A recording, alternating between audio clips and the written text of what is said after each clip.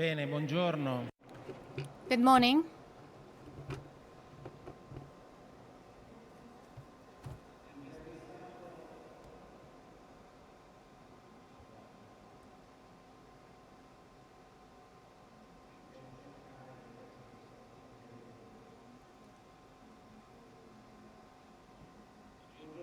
So good morning. In an interview with Corriere della Sera today, posed with the question, don't you think that in Europe the Islamic question plays a central role? Julian Carron answered, no. I think that the most important issue in Europe is to convey people an idea of values such that they can help this phase of modernity. I think that today, with this meeting, we're going to have a tangible example of this task that Europe has today, to convey people an idea of values so that they can live through the confusion of this modern age. And it is exactly inspired by this that I would like everybody to welcome Mr. Aziz Hasanovic,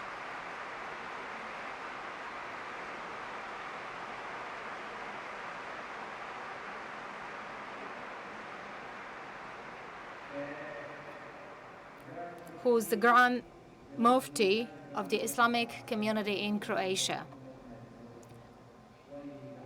We have Wael. Later on, I'm going to introduce Wael to you for the very few among you who still do not know him. Please, can you explain to us what's the role of a Grand Mufti? Good morning. Maybe this sounds strange for Italy. In Italy, you don't have this title, this office of the Grand Mufti. In Italy, anyone who, after a bureaucratic process, sets up an Islamic center becomes an imam. And anybody can become an imam. Imam means the person who, so to say, guides the prayer. The Mufti is another office. It is a very high authority, an authority which is recognized and elected by the entire Muslim community. It is recognized by the state and by all states and governments in the world. He is an authority and a religious reference point who is undeniable. Thank you, Wael. We all know that he's an excellent professor. He's very good at explaining things also in Italian. So Mr. Hasanovic, Dr. Hasanovic, is the Grand Mufti of the Islamic community of Croatia. So we've now understood how important this institutional and religious personality, the Grand Mufti, is. He was the leading imam of the Zagreb community until 2005. He constantly participates in meetings and conferences in various cities and capitals, in capital cities in Europe and in the world. Allow me to tell you something about Mr. Hasanovic. He moved to Croatia in 1992, and he comes from a city whose name we know very well. That's Srebrenica. In Srebrenica, Mr. Hasanovic had 38 members of his family exterminated during that terrible year. So he's here with us today to bear witness to his personal history, personal experience, to tell us how he managed to, in a way, overcome the sufferings, and to try and focus once again on the possibility of re-establishing dialogue with the world. On the other hand, he's here to tell us something which, for me, is really fantastic, extraordinary. That is to say, the fact, what I termed the so-called Croatian model a Croatian model based on relationships of life, of coexistence between the Muslim community in the Croatian society.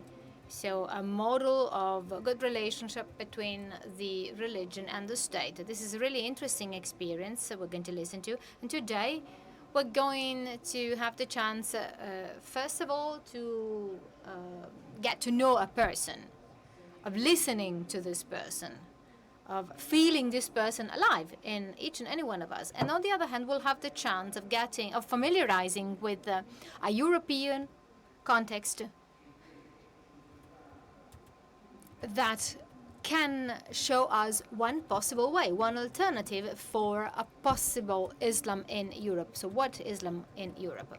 That is why I would like to thank Mr. Hasanovic for being here, and I'd like to leave the floor to him.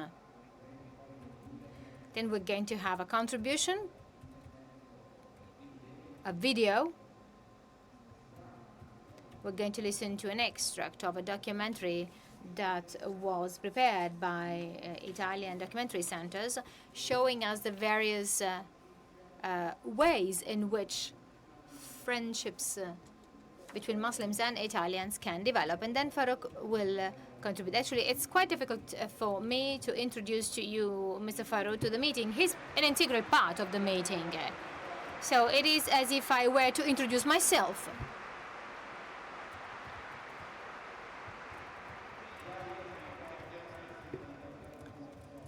So it goes to his merit that we've managed to organize this meeting here. For the very few among you who still do not know him, Wael is from Egypt. He taught at the American University at Cairo, and he's been teaching at the Cattolica University in Milan for 3 years. He published several publications and articles, and he was the inventor of a fantastic experience, the Cairo meeting. This was an extraordinary, fantastic experience. He managed to organize that because he had started participating in the Rimini meeting. He gradually started inviting other people, other personalities, outstanding personalities from Cairo and from the Egyptian public life in general. This group of people, over time, fell in love with this kind of experience. They were so fond of this experience, so they started bringing a little bit of Egypt and Cairo to Rimini. That is how this fantastic experiment of the Cairo meeting started. It was then replicated the following year. It was not so big the following year because of the known events that took place in Cairo. But Wael is an integral part, has been an integral part of our family for lots of years now.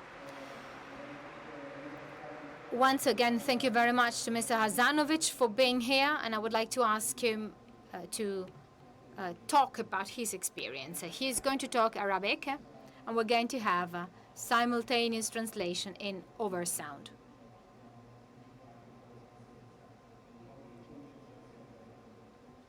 Thank you.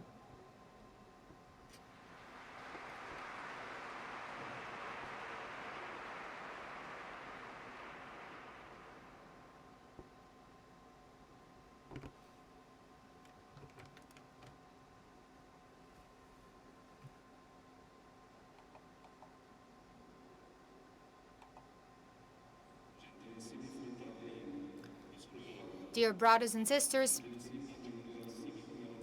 dear organizers, dear friends and guests, good morning.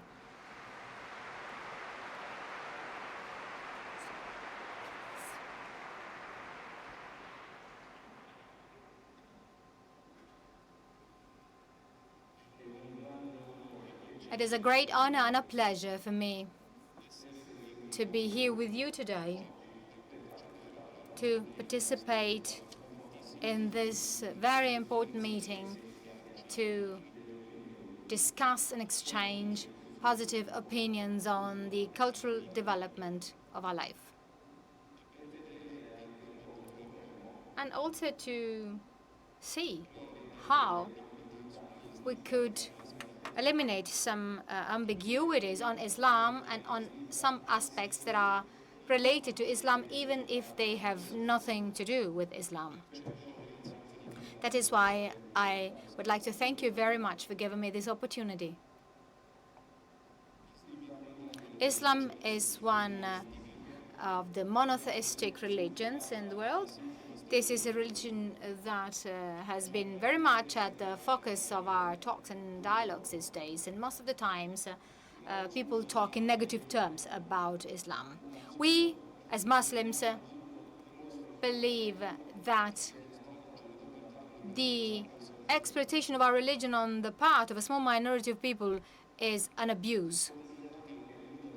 The total number of Muslims in the world is estimated to be about 1.5 billion people.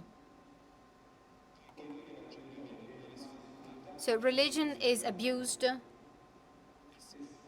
to fulfill personal objectives. We're faced with a much bigger problem. The picture of Islam is based in people's minds, based on inhuman acts which are perpetrated by very few people, by these very few people. And we, Muslims, are the first one to suffer from the biggest damage of these acts.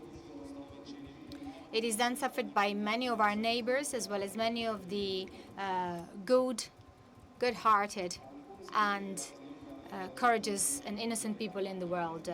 Many people consider Islam to be the most ancient or the most modern religion in the world. Irrespective of this, the truth is that Islam today has been existing for at least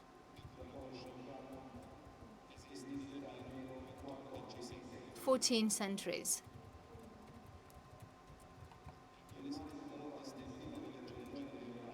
So problems lie not only for Islam, but they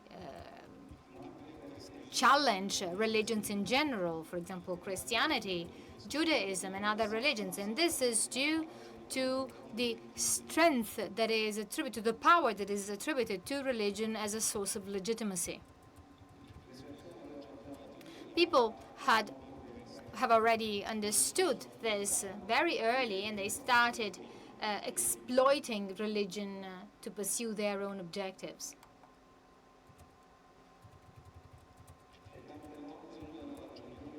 And sometimes they use religion as the only instrument they have to motivate war and impose their dominance on the others.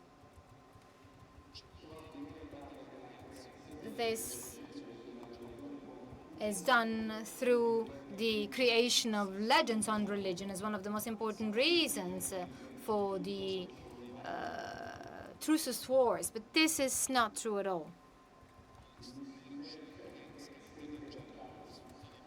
Charles Phillips and Alan Axelrod's studies in the Encyclopedia of War state that the number of wars throughout history is about 1763. Only 7% of these wars was waged for religious purposes, and only 3.5% were wars waged in the name of Islam. The number of toll was not higher in any of these wars compared to the number of the people who died in the First and Second World Wars. And no death sentences were enforced in the name, not so many death sentences were enforced in the name of religion.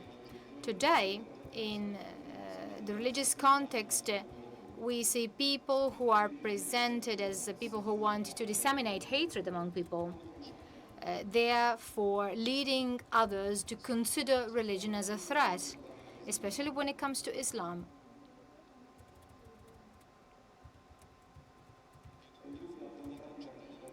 The doubts Muslim citizens are faced with are enormous all over the world.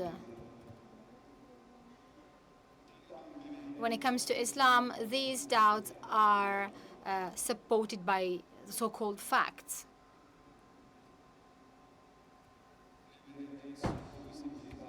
The truths Islam is based on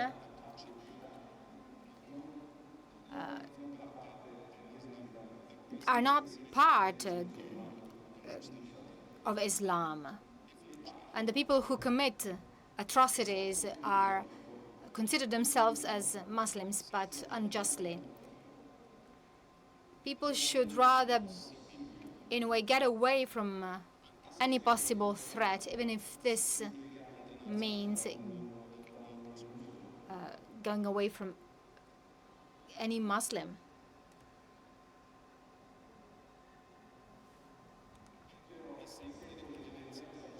Centuries of coexistence between people of different religious faiths in Europe and in other countries have created a common legacy of positive common experiences. And in spite of this, the efforts of some people aim at bringing about clashes and dissidents and eliminating and eradicating those factors that had proven to be effective. If one considers that Islam is based on a number of principles, for example, the fact that God created people different and diverse one from the other with different religions, if God had wanted to have just one religion for all his people, this would have been the case. So Islam also prohibits constriction in religion, and Islam prohibits to kill innocents or doing them harm. And it is a religion that prescribes to treat everybody in the right way. So Jews and Christians wonder whether the ones who perpetrate acts that are contrary to religious acts are real Muslims, irrespective of what they demand.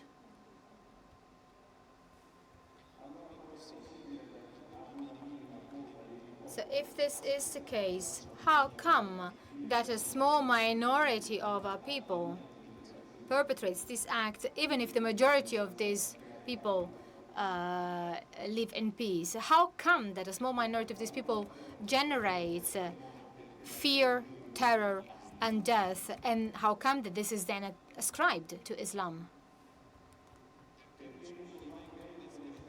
Why are Muslims described as being evil, in total disagreement with European values, even if we all know that terrorism is considered the act of those who perpetrate terrorism without linking it, without relating it to Islam. If Islam were a violent and extremist religion that does not promote tolerance, then over the course of history we would have witnessed endless wars. And yet, Islam is a religion of peace, based on peace. And history has proven this ultimately. Terrorism has always existed. It's only the motivations, the reasons of terrorism that have changed.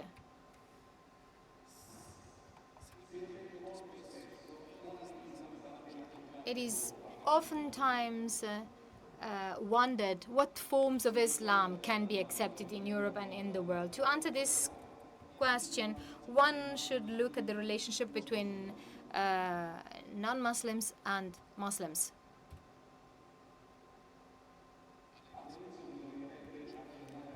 At the beginning, one should talk about the difference between Islam and Muslims. The difference in theory and practice does not only lie within Islam.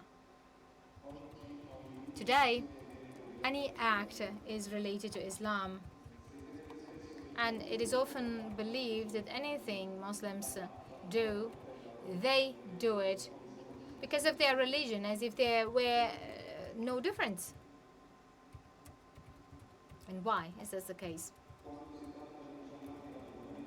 When we talk about Muslims, any of these topics are considered from a religious point of view. If you look at the attitude of mass media, if something serious happened, like, for example, a bloodshed, well, the first question would be who was the culprit a Muslim?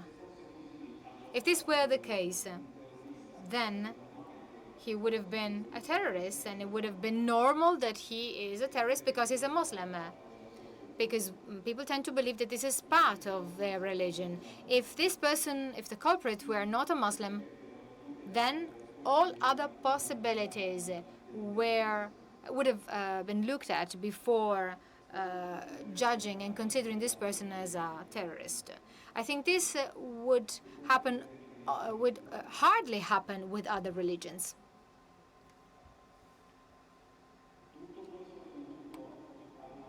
This attitude is due to ignorance, and the whole mankind has to be protected from these forms of ignorance.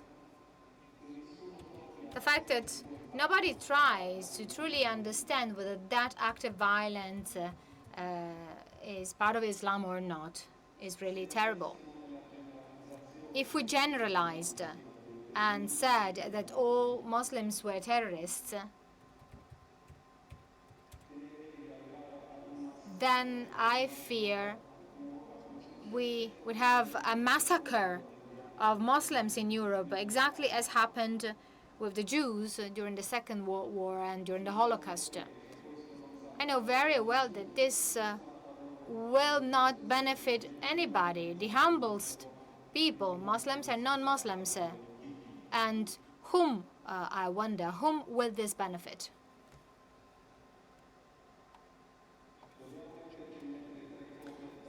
Three things have to be clearly identified. The first is the relationship between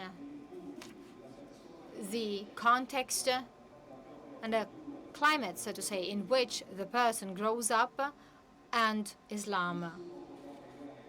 It is undeniable that different traditions and cultures have, in a way, shaped the way in which Muslims experience their and live their life and their religion. And yet two contradictions have emerged. The first contradiction is that some Muslims have strongly rejected certain traditions because they fear that this can be contrary to their religion. Many have introduced certain traditions in religion because they've considered them to be an integral part of their religion, in spite of the fact that there was a radical contradiction with the religion, or despite the fact that there was a lack of strict religious principles. In the first case, the consequence is normally that religion is not completely experienced and respected. So, for example, this leads me to thinking about the choice of certain peculiar items of clothing, even if this is not in line with the context where these clothes are worn. Or continuing having behaviors that might be preferable because of the religion, but which are not mandatory because of the religion, which lead to the social isolation of the person. So most of the times these people are interpreting religion based on their personal convictions. On the other hand, you have people who have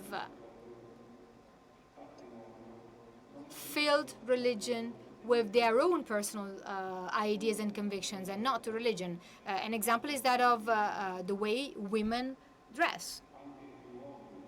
Also men. And and the way in which they create their families. And there are many other examples I can add to this. Many of them are also negative examples that have nothing to do with religion.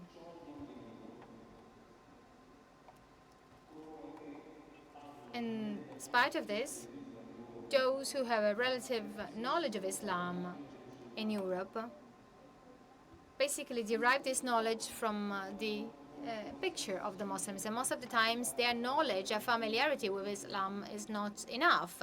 And they cannot distinguish, they cannot tell between religion, what's really religious, and what the traditions are. Islam prohibits, bans certain traditions if they are contrary with the Quran and with the hadiths, dictates of the Muhammad. Many Muslims, unfortunately, do not know enough of their religion in order to peacefully coexist with the time and the place where they live. That's why they are confused. That's why they are puzzled, as their neighbors are.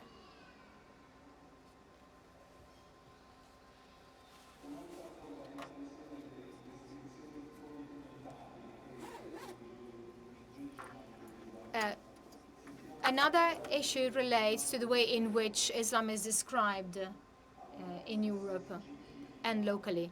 Most of the times, people often hear about the so-called European Islam, an Islam which has to be adapted to the local characteristics where Muslims live. In spite of this, this is not true.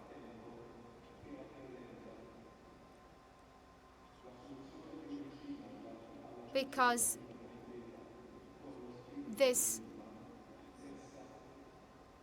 in order to live fully in line with the spirit of Islam, this creates hostility with the other. And hence division increases. One should therefore insist on the real values of Islam, of an Islam which is not characterized by any other nationalistic or political or ideological factor. It is therefore our duty to insist in enforcing the pure Islam, to study it in a correct, planned way and in a supervised way. The third issue concerns extremism, forms of extremism in Islam. As I said before, Islam cannot be related, should not be related to the real religious Muslims. The mission of any Muslim is to disseminate peace and safety in the world.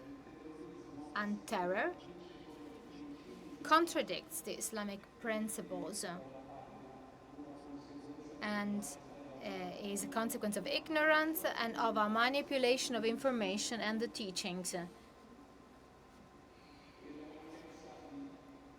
as well as of the sectarian indoctrination of this religion.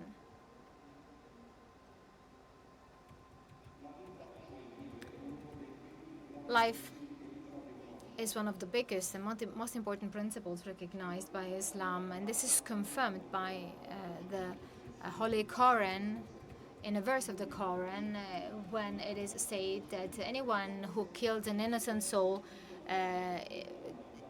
kills the entire humanity, the entire mankind. And similarly, anyone who saves the life of a human being saves the whole world and the whole humanity.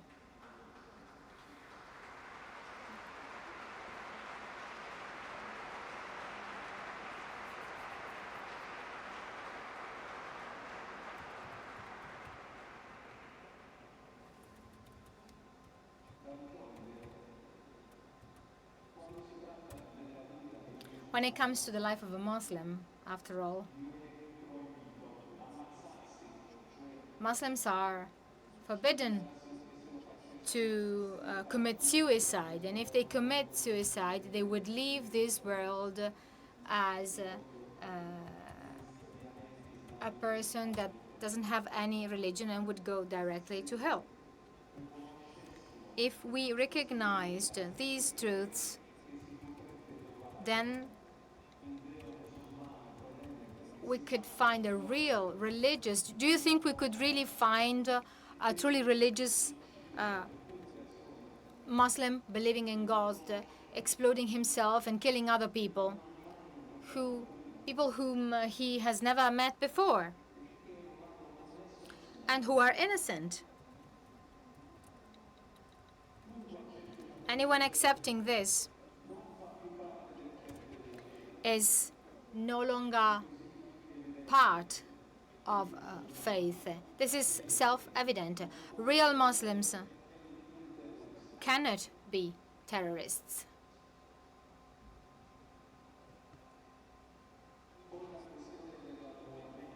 As regards the recruitment of new combatants to disseminate chaos and death, that's a thorny issue that we are all called upon to face. Many people have been recruited not for religious reasons, because they believed in these teachings, but rather because they wanted to rebel against a given context, or because they wanted to escape from their living conditions, because they live in difficult living contexts. The exploitation of religion is a tool in the hands of those who wish to manipulate ignorance. This is a tool that they use as a sedative, as a reassuring element, enabling them to do anything they want to do. Current events in Europe and in the world will not benefit the development of a rosy future unless we give each of these events their real name. The biggest foe of development is lack of satisfaction. And it is due to this lack of satisfaction that destructive feelings are generated. An example of this is that of the latest terrorist attack in Nice, when a person driving a lorry killed more than 80 people. So the issue here, the question here is, would a normal human being commit such an act of violence?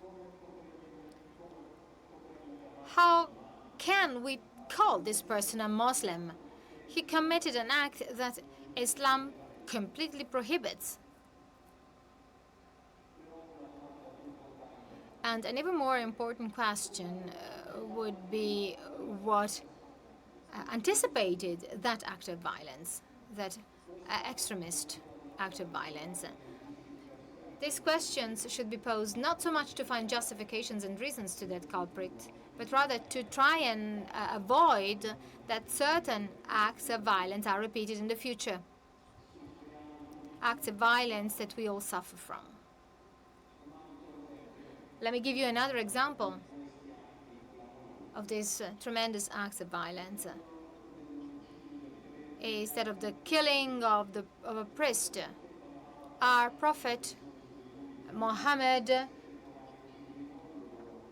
and the Quran invite Muslims to protect and maintain places of religion, and they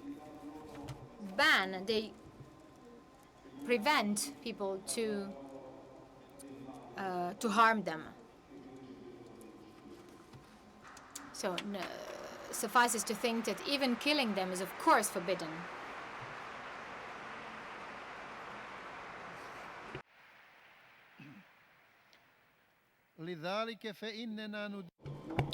Therefore, we strongly condemn any criminal action. As those actions, we as Muslims live in a constant fear because we don't know how many sins will be committed by those crazy people, and we do not even know whether there will be some of us willing to do something to stop those crazy people from spreading hatred. And these crazy people will probably intensify their efforts, and they would gather those who are willing to support them. Although our religion indicates that it is necessary to foster and promote peace and coexistence with all the others.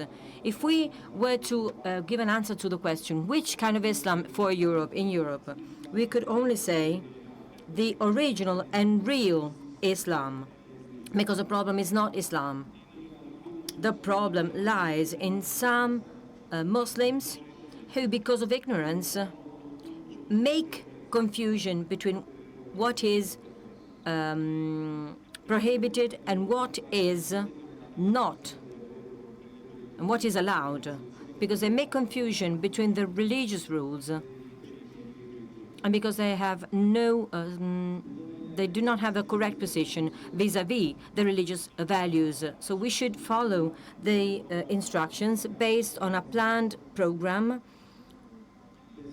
by means of working with the institutions. And secondly, everybody should follow the religious programs accepted by the government. And on the one hand, we all need education, cultural education for all, so that we can all be able to make a distinction between reality and truth from false ideas and manipulation, and be able to protect ourselves from exploitation. Finally, I would like to thank you for listening to me, and the mercy and the peace of God and Allah may be with you, with all of you. Thank you very much.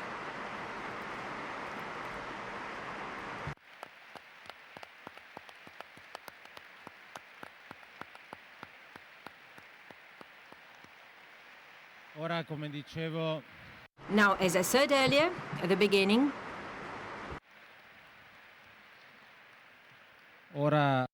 as I said earlier, we're now going to watch a synthesis, a summary of a very exhaustive work carried out by cultural associations. We're going to watch a short video which tells us a little bit about friendship, faces, and relationships and experience carried out together in our everyday lives.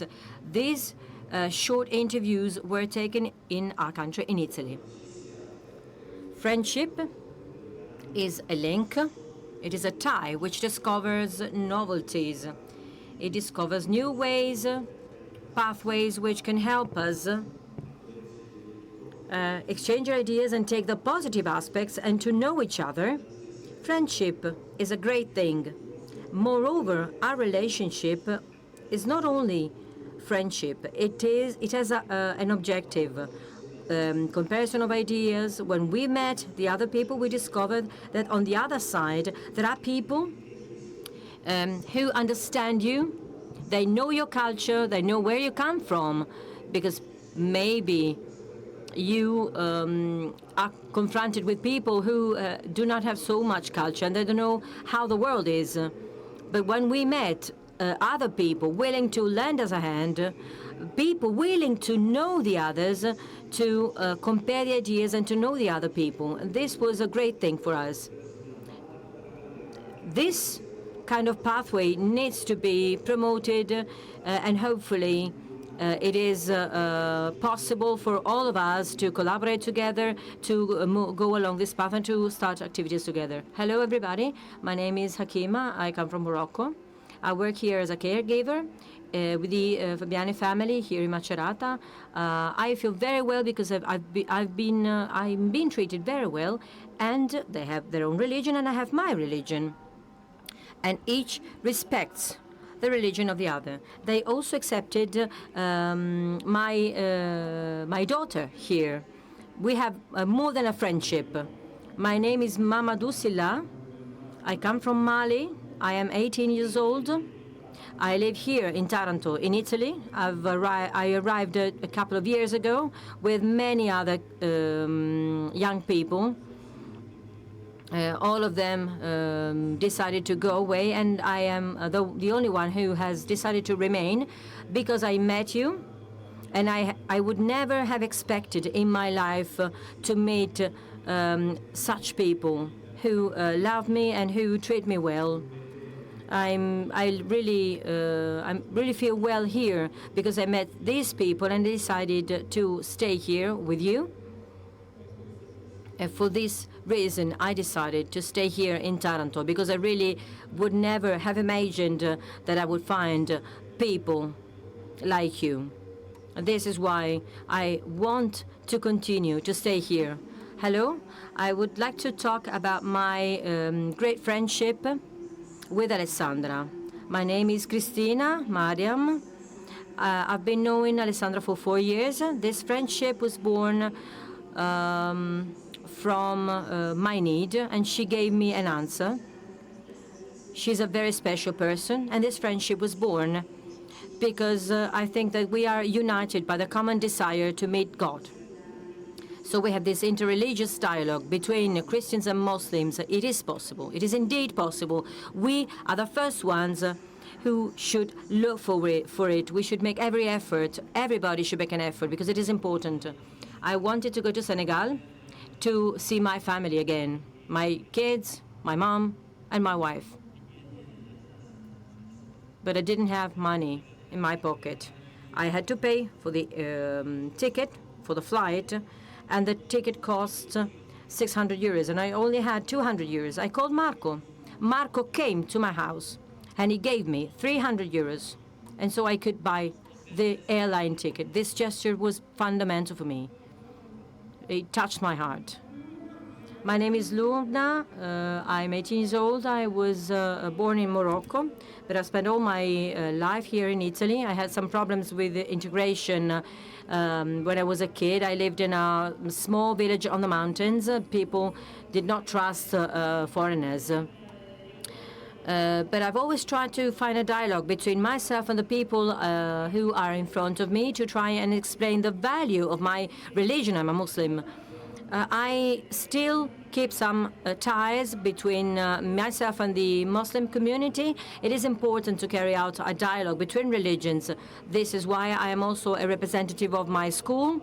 And in my role, I organized an assembly on the topic of the interreligious dialogue. Now I am 19 years old. I can say I'm perfectly integrated. I have friends from many different religions, not only Christians and Muslims. And I think that this happened thanks to my willingness to dialogue and the fact that I do not fear comparison of ideas. My name is Hicham Rashdi.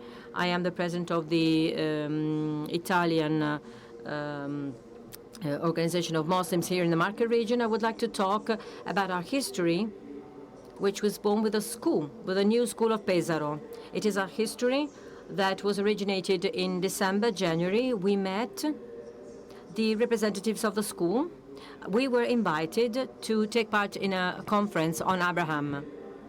And that was the opportunity, first of all, to make the voice of the Muslims heard, and the Islamic faith, as far as they conceived Abraham.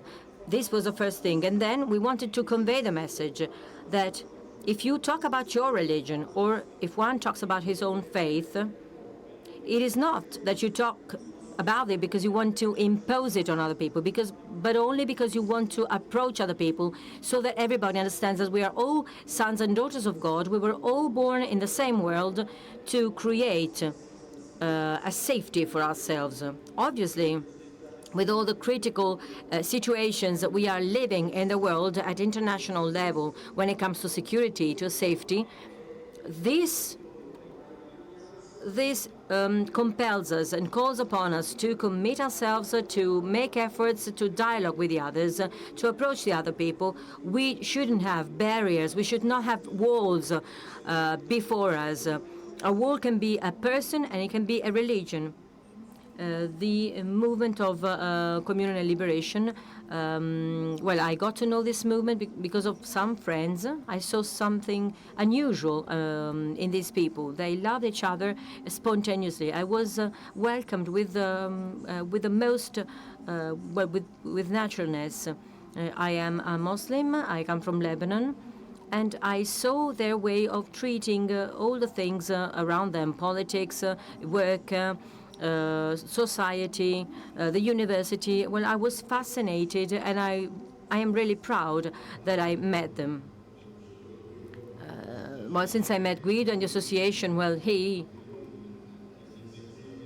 was that was an initiative to understand the situation in this very complex world. It is clear that there is somebody willing to disseminate hatred. Guido is a Christian, I'm a Muslim. This is our everyday life. We should go on doing things together so that in the end people can understand what the real situation is. If you simply watch the TV news, well, you do not have the real perception of what is the real situation. My name is Najia. I come from Morocco, and I am a prisoner. But here in the prison, I found something incredible. I'm not able to tell you what I found. I found people supporting you morally. People supporting you. They bring you positive thoughts. And you can learn to see life from another perspective, from black to white. I saw my life entirely as negative, but then I found people willing to lend your hand and to try to support you morally, and they enable you to go out to go out of the prison, at least with your head, with your imagination. So we saw together this mosaic of faces, this symphony of words, and these opportunities for meeting and for carrying out everyday life with other people. This is a starting point of contribution by Wael Farouq.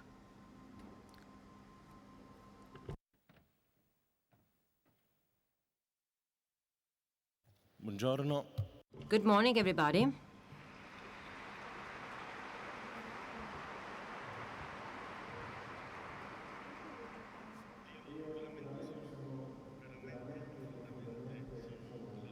I am really deeply grateful because today we are living an experience. We're seeing a proposal.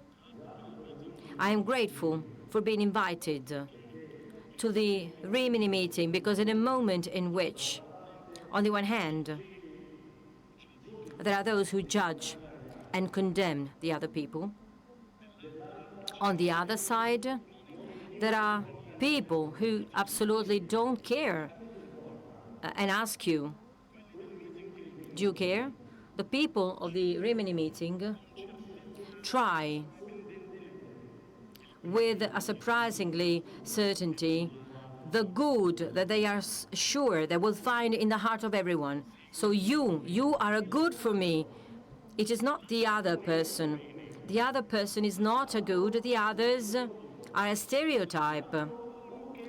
The others are people who are imprisoned in prejudice.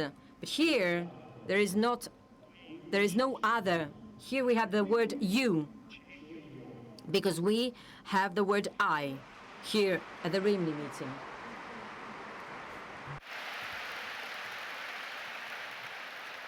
Oggi sono ancora Today, I am even more grateful for the experience carried out by the movement of communion and liberation, because they put every person in front of their own responsibility, of their own liberty, because only through the experience of liberty and thanks to the liberty of experience is it possible to have access to a reality that can be lived and shared in the relationship with the other.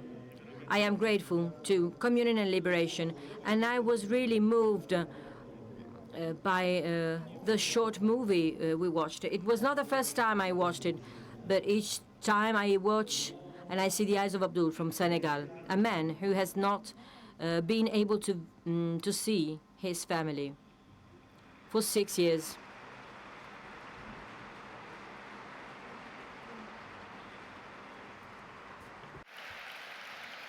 Viviamo un momento terribile. We're living a terrible moment, a terrible period.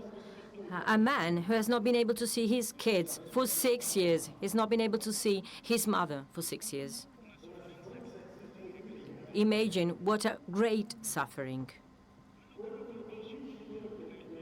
What strikes me in what Abdul said, I called Marco. He said, I called Marco.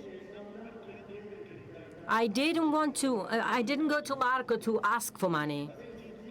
He said, I called Marco. And I thank Communion and Liberation because Marco is there, because there was one person who decided to help a person feeling nostalgia, feeling homesick. This is a proposal which should be widespread in the society. And I'm also grateful to Pope Francis.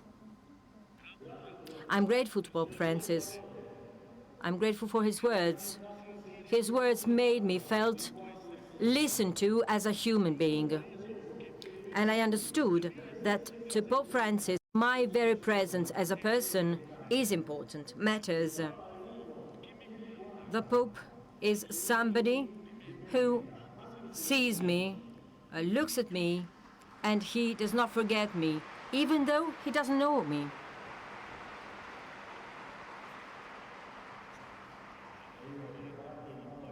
I prepared a PowerPoint presentation, but I think I will not have enough time to read the text and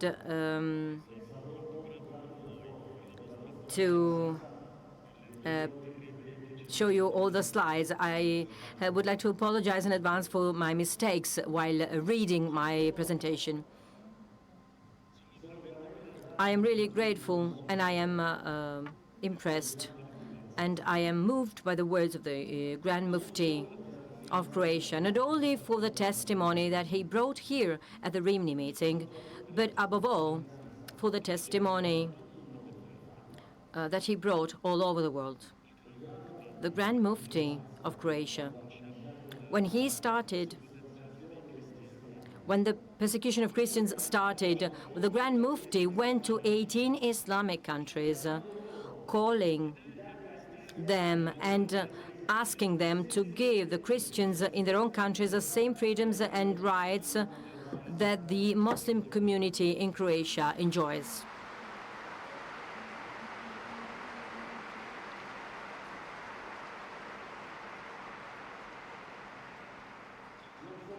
But not only that, over the latest Ramadan, before 57 representatives of countries with a Muslim majority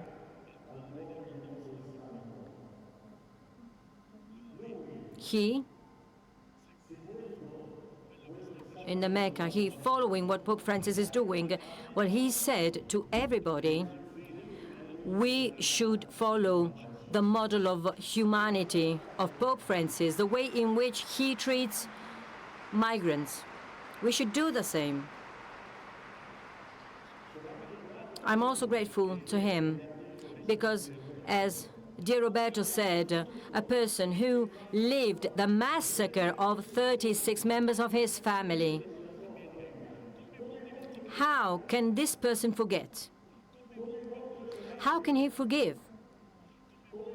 How can he go on living with this certainty that it is important to have a dialogue, to look for the good in the others? I asked him this question, and he said, I go on because I've never forgotten the sufferings. The suffering that I had, the suffering that I experienced, this led me to think that only by meeting, by approaching other people, will it be possible to avoid these tragedies to happen again. In a period in which, as Don Caron said, there is a collapse of the evidence, of the facts. I think that only the testimonies of great men such as Pope Francis and such as the Grand Muftì can cast a light on the truth that we all understand but are unable to really experience. The truth is that in the heart of every person there is good, there is beauty, and then in the heart of every beauty and every good there is a person.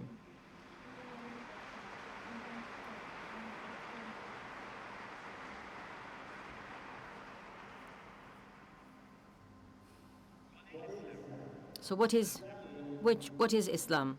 Islam is a gigantic, an enormous reality, a long-standing history. I hope you've managed to read the figures. 1.5 billion people are Muslims. 1.5 million hopes. 1.5 billion possibilities, opportunities to meet these people. 1.5 billion possibilities to find beauty and the good. This is the Islamic world. But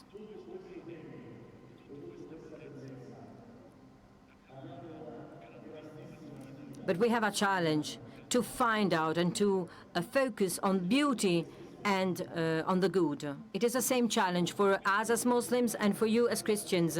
For me, it is a challenge to make the persons become again the core of our experience, the heart of our attention. We as Muslims have this challenge to go back, as the Grand Muftì said, to the heart of Islam. The heart of Islam is the highest reference for a Muslim is his or her heart. The Prophet said it. Ask your heart. This is what we've lost today in the Islamic world. I wrote a lot on this. There is this phenomenon of fatwa. It is difficult today to find a Muslim who is willing to ask his heart. With technology, with modernity, with a period, with the era of information, it is always easy to ask a question to somebody else who can think instead of myself. This is why it is difficult to reform the Islamic jurisprudence. It is difficult to generate an Islamic jurisprudence which responds to the needs of the Muslims in today's society, in this very moment. We as Muslims have a great challenge ahead of us. Muslims, religious Muslims and lay Muslims, we have a duty to use reason, we have the duty to think, and we should not delegate this duty to an elite. For us as Muslims, the reason is at the heart, at the core of our religion. You cannot be a Muslim if you don't use your reason.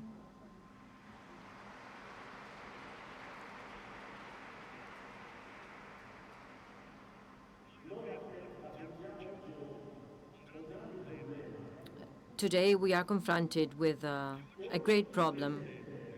It is more present today than it was in the past. It is the most widespread problem. It is not Islam, but it is Islamism. There's a great difference. Islam is a religion. Islam is what we saw in the video. People, ordinary people, looking for love and looking for approaching other people. Islam is that very high authority. That's Islam. He went by his own initiative to the Pope to state that he was available and willing to go wherever, to all the countries of the world, to defend the Christians. And he did so because he's a Grand Muftì, because he has the knowledge. Yet, that Islam is no longer present in our everyday life. Ideology is what prevails. Everything may become an ideology, even love. Even love, loving somebody else, can become an ideology when the form of love is more important than a person. That's ideology. When the form of religiousness, and the Grand Muftì talked about this, when the tradition becomes more important than religion and religiousness, and it becomes more important than a person, religion too becomes an ideology.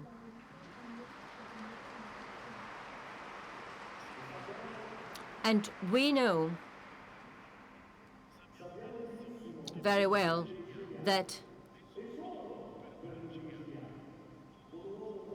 because of ideology, a man can kill another person, and the man can kill himself, but only because of ideology. This ideology today is the biggest challenge for us all. Because, for instance, here in Italy, there are 1.5 million Muslims. Where are they? Why are they not speaking? Where is their testimony of their faith? We, as Muslims, are obliged to testify of our religion. We are obliged, as the Holy Quran says, to be witnesses of our religion, to bear testimonies of our religion. But this is not to be seen today because we are silent, we are absent. And the majority of them is absent. They do not participate in any activities. Why? Because most of them come from countries where dictatorship is the political regime, where participation in the public life does not matter at all. It has no importance. So this silence, this absence, has nothing to do with Islam. It has a lot to do with our modernity. Another form of value which has been deprived of its meaning. There's a challenge for us as Muslims. There is no time to explain everything, but I will talk about this slide. I will talk about the confusion, the big confusion that we're experiencing, especially in Italy, between the Muslim and the Islamist. There's a great difference, because Islamist is a person who does not choose for himself what to believe in. He chooses for the others, and he tries to impose to other people the principles and the values in which he believes. Islamism is a great evil, not against the Western world, but against ourselves as Muslims. I will not read the slide, but I will leave the slides for you to read. If we remember what happened with Charlie Hebdo, the Holy Quran says, if one insults, offends the God and the Prophet, what should we do? We simply have to avoid staying with this person in the same place until that person stops insulting the Prophet. Then we can go back and sit close to him or her. This is a verse of the Holy Quran. The terrorists who killed the journalist Charlie Hebdo did not think as Muslims. They thought that their duty, their role, was that of protecting God. It is easy to understand and to see the difference between the Muslim and the Islamist. Then the other part.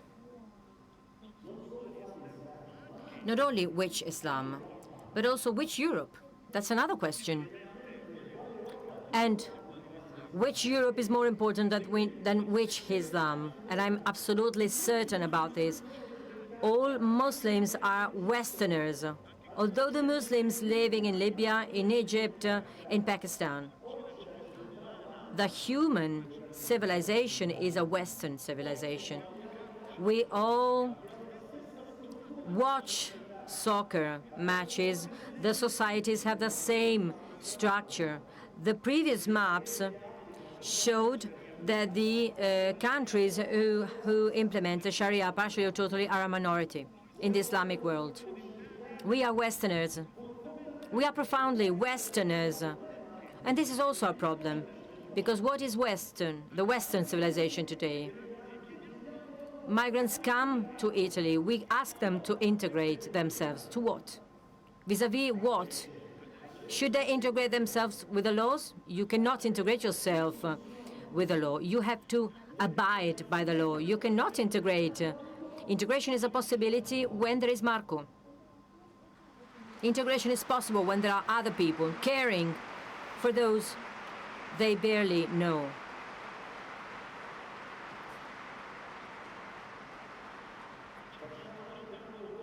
We also make a great mistake when we consider Islam as an Arab religion.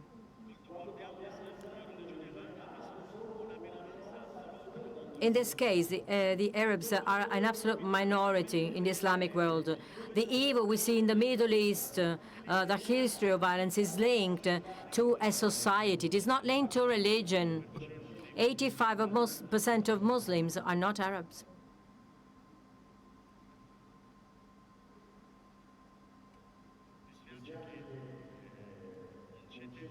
I'm sorry, I don't have enough time to explain all these things, but at least I would like to say that for Islam, we do not consider the others as opponents. The others are a part of us.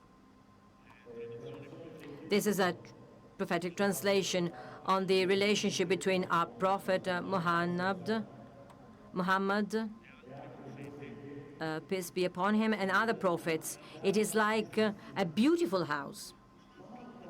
But there is one brick missing. The brick alone has no value. The big value of this very small brick is that fact of being part of this beauty, of this beautiful house, which is humanity, which is mankind.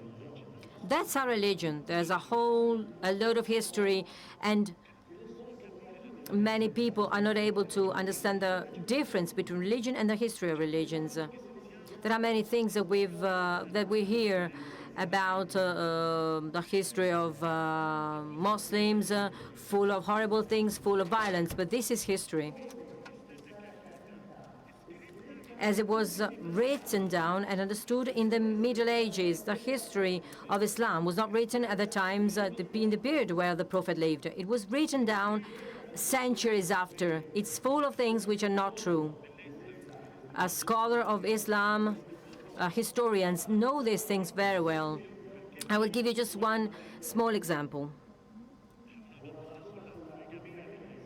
There was somebody who stated something on polygamy in Islam. I am a Muslim, and I believe that God, Allah, has prohibited polygamy.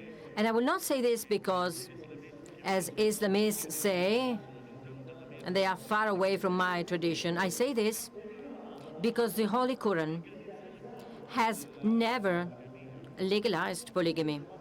The Holy Quran came to limit polygamy. Before the Islam, it was possible for a man to have 100 wives. The Holy Quran stated he should divorce 96 and only keep 4 wives. That was a revolution. Polygamy in Islam, there's a first part of the verse. Nobody reads it. The first part of the verse starts with an if. If you are afraid you are not fair with the orphans, we can do something evil, but just a little bad, in order to avoid a greater evil. Islamists do not talk about this if, this very small word. Extremists do not think and do not talk about this if. They are not as open, and after this if in the verse, there's a condition, a very harsh condition, to have a second wife. You must be fair among women. So a man having 2 wives must be totally fair between them. But the Holy Quran doesn't stop here, because it comments on by stating that no man can be fair among two women. In this context, can you still say polygamy is allowed in Islam? Polygamy in Islam is as serious as slavery, because the Quran states how you should treat slaves. But slavery and polygamy were left for human knowledge to be banned, to put an end to what was not possible to be closed at those times. It's just an example before closing. So what kind of Europe? Which Europe?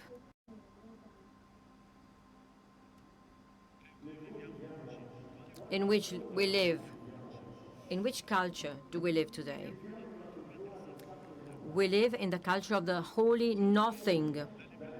All of us, well, liberty, freedom is a sacred, is a holy value for us all. But if you ask somebody, what do we mean by freedom?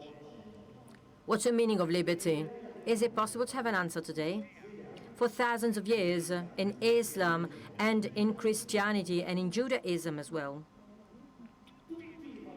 all the human values, justice, liberty, love, everything was based on two pillars: the love of God and the love of the others. Today, the liberty is based on what Cain said after killing his brother. What do I care? What do I care if you eat, if you don't eat, if you live, if you don't live, if you have clothes, if you don't have clothes, if you wear a burkini or not? What do I care? This is the core of today. This is nothingness, the void, the vacuum of liberty. We live in the era of information. But what is information? Information is the knowledge, the human knowledge. Without the experience of man, because knowledge is experience and information. Information that has become a human experience. We are living in the era of information because the human dimension has been excluded. We are now living in all legal texts, in all political texts, everybody's talking about the individual. Who is the individual? The individual is a person with no ties, with no links with the others. But this does not exist in any society. Today, the culture we are living today at the university, in the academies, there is no sector of human knowledge which doesn't have the word post before it. It's postmodernism, post-colonialism, post-everything. But what do we mean with post? What do we mean with this post? It means that today we've lost the ability to give a name to our human condition. We've lost the capability and the ability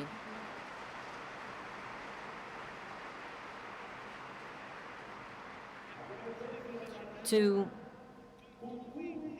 with which mankind, humanity was born. It was not born when God created Abraham. It was born when Adam was called upon by God to give a name to the world. This is what we've lost today. There's a great void. There's a meeting which is extremely painful, the meeting between the Islamic tradition, which is imprisoned in a form of religiousness which is medieval, which is closed, and the Western values and civilizations which are deprived of their meaning. Would you like to know where violence comes from? It comes from this bad meeting. ISIS represents Islam, but Islam is not only ISIS. the Islam is not only the Islamic State, and the Islamic State is not only Islam. There are those who buy oil from the ISIS. There are those who sell weapons to the ISIS, and they are Westerners. So they believe in what Cain said. What do I care?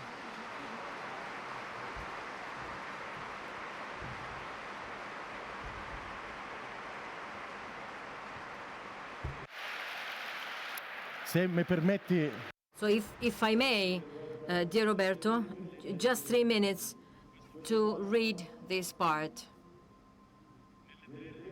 In the three religions, based upon Abraham, love is linked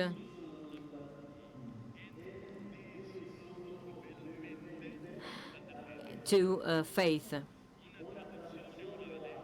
An oral tradition of the Prophet Muhammad. No one of you will believe until you do not love for others what you love for yourself.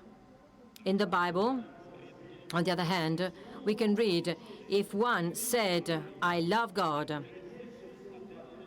and I hate his brother, he would lie. If you do not love your brother, you cannot love God, whom you do not see.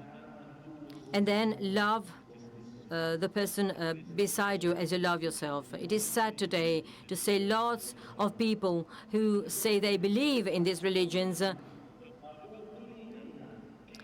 to reduce all these sentences to a very small experience.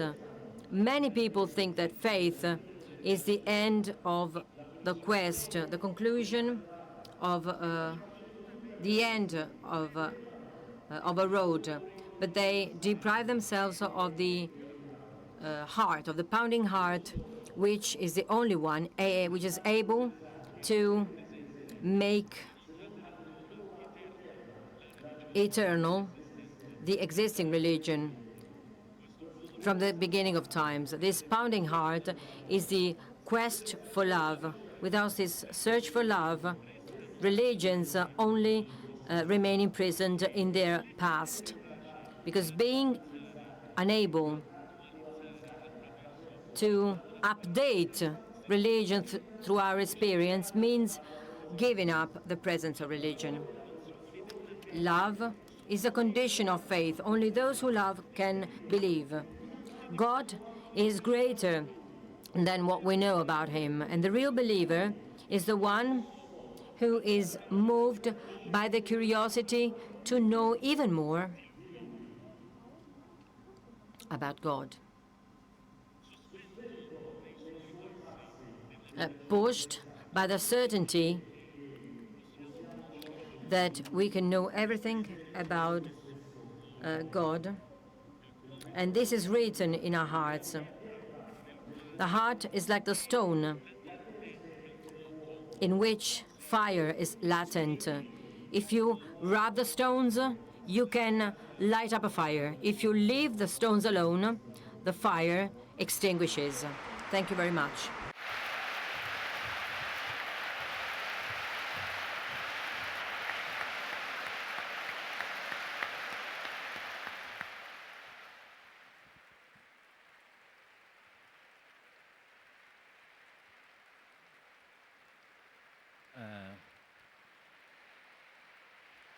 Vi avevo detto che I had told you that my presence between these two outstanding guests was almost useless, as you had the chance to hear.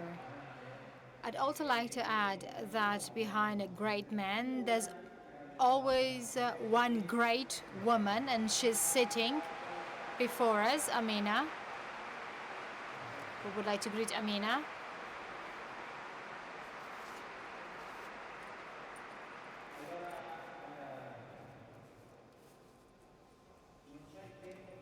Unfortunately, we don't have the time of having another short round of remarks. But I'd like to suggest that you carefully read the meeting paper today. Today, there's an article on the Grand Muftì, and in that article, what I said at the beginning concerning the Croatian, so-called Croatian model I was mentioning at the beginning, between this a model on the relation between the state, the community, and Islam is very well explained. So a situation in which you have two stable subjects. One of the two is the state with clear certain rules, and then there's a religious subject with a truly certain wish. This model is very interesting. Europe has witnessed the failure of the French model based on assimilation.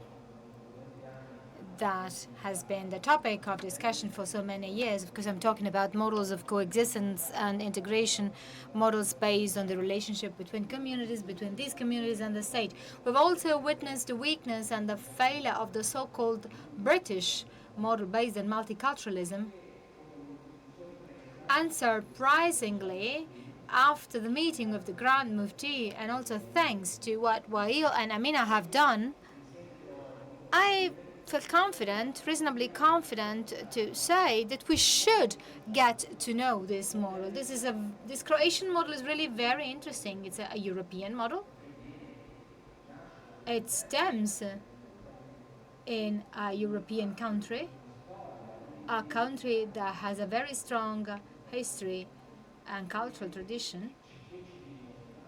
And this model has shown that if you have certain starting preliminary conditions, there is definitely the possibility of having a tangible and real possibility in today's Europe of coexisting, thereby affirming and acknowledging the good that each and any one of us is for the other. So I'd suggest you as an additional homework, so to say. The meeting is always the beginning of certain work. This is the promise we keep on telling each other. If we work, even if this is tiresome sometimes, the promise made at the meeting can be fulfilled, and it lies in the responsibility of each and any one of us. Here in the room, you will probably also find this publication. This is the so-called Zagreb Declaration. It is a very important declaration signed last April. It was translated into a series of languages. I'd suggest that you read it, because it gives you the idea of what we mean when we can proudly say that even if we come from a small country like Croatia, there is a very significant experience, and the Zagreb Declaration is a very useful example of this. And finally, I would like to thank wholeheartedly Dr. Hasanovic for being so clear in his contribution, for the things he said, for the way in which he stated these concepts, for being here with us, and also because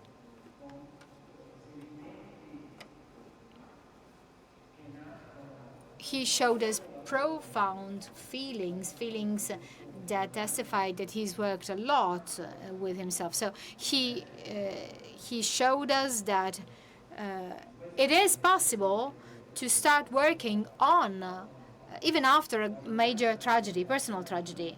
In spite of tragedies, still we can have opportunities for the good. And because of this, thank you very much.